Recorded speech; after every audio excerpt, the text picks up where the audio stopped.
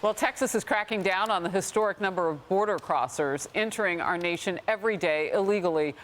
President Biden is blaming Republicans for the sudden surge. Biden claims he would be able to, quote, shut down the border right now if only the GOP would pass his immigration bill. Republicans say that's not true. Here's Florida Governor Ron DeSantis. This border deal is a farce. Joe Biden already has the authority to shut the border down. He could declare it a national emergency. He could stop the invasion cold if he wanted to. He does not want to. He wants to let people in. This so-called deal purports to give him tools so that he could actually close the border. The reality is it's green lighting up to 5,000 illegals every single day. That's 1.8 million plus over the course of a year, which they're codifying into law as saying that's an appropriate number of illegal entries. I think the appropriate number of illegal entries is 0, and our policy should reflect that. Yeah, this sudden appetite to fix the border is so political by this president, and he could fix it by executive power. Yeah, he did this with a pen. He could undo it with a pen. He chooses not to, just like Governor Ron DeSantis said there. But this is also important to note because we have an election coming up.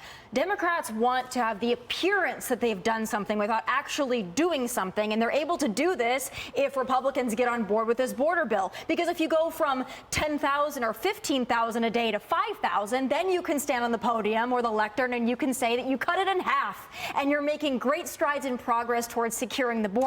You're actually not, but it looks like it. And to your average viewer or voter out there, they'll say, you know what?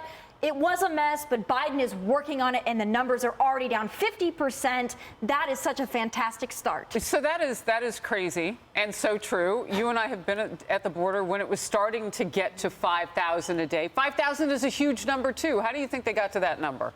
Well, let's keep in mind that in the Obama days, 5,000 was a high. Now that's what we're willing to settle for is 5,000 a day. That also doesn't include the gotaways, by the way. So that 5,000 number, already astronomical, already unacceptable, but that's not even the half of it. So, Mark, what do you say to the critics on the left who say, well, Republicans just don't want to do a deal. They want to run on this. Trump is telling them they got to run on this, so on and so forth. Oh, you know, Biden's got to get this through right now. Well, I don't think it has anything to do with the election. I think maybe for some it does, but I think they think it's a bad deal.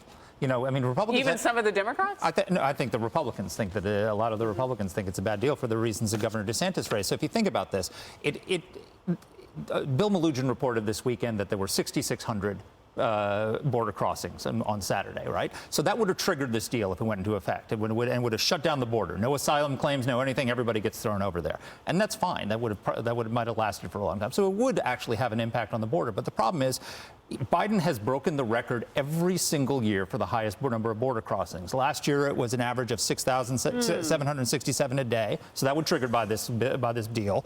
The year before in 2022 is 6,493 a day. So that would have been triggered. So the border would be shut down on most days. But 2021, which was the all-time record in 2021, it was only 4,739 a day. So that would not shut down the border. That would be okay. So what this deal does is it codifies Biden's 2021 border disaster, as that's the new standard. That's okay. We consider that unacceptable until every year it got worse. So it's actually taking what Biden's least bad year, which was at that point the worst year in history, and making that the legislative standard for what's okay.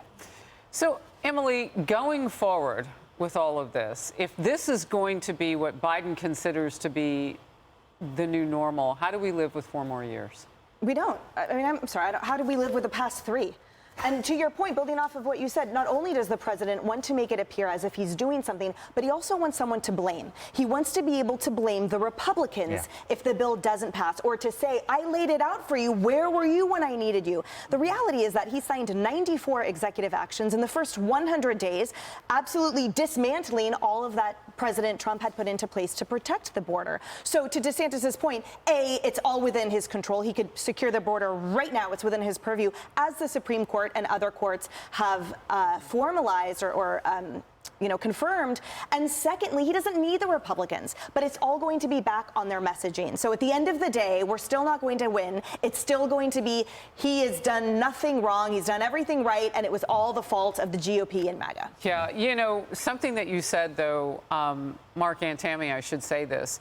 When you consider the numbers that we've already dealt with, why can't a plan start there and consider the fact that we might have to shut down the border for all the years equal to his presidency to get back to some sort of normalcy? Yeah, he's unwilling to implement the solution because he's in search of a talking point. And here's what I mean by that. The solution's very simple.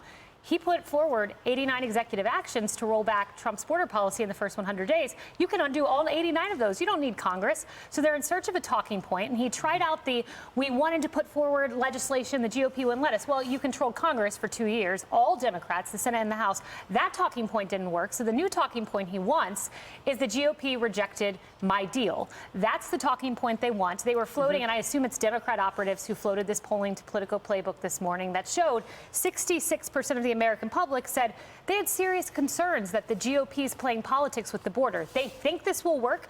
It will not work because everyone sees the lawlessness. Everyone knows who to blame. It's President Biden. Well, just look at the populations in those 25 states that are standing with Texas right now. I mean, you've got half the country standing with Texas taking on the federal government over removing razor wire. I mean, whose side is the White House on? Right. They're certainly not uniting the country. I wish we could see one courageous Democrat governor step up and say, I'm with the GOP on this, because it's crazy. Your political future's at risk. Hey everyone, I'm Emily Campagno. Catch me and my co-hosts Harris Faulkner and Kayleigh McEnany on Outnumbered every weekday at 12 p.m. Eastern, or set your DVR.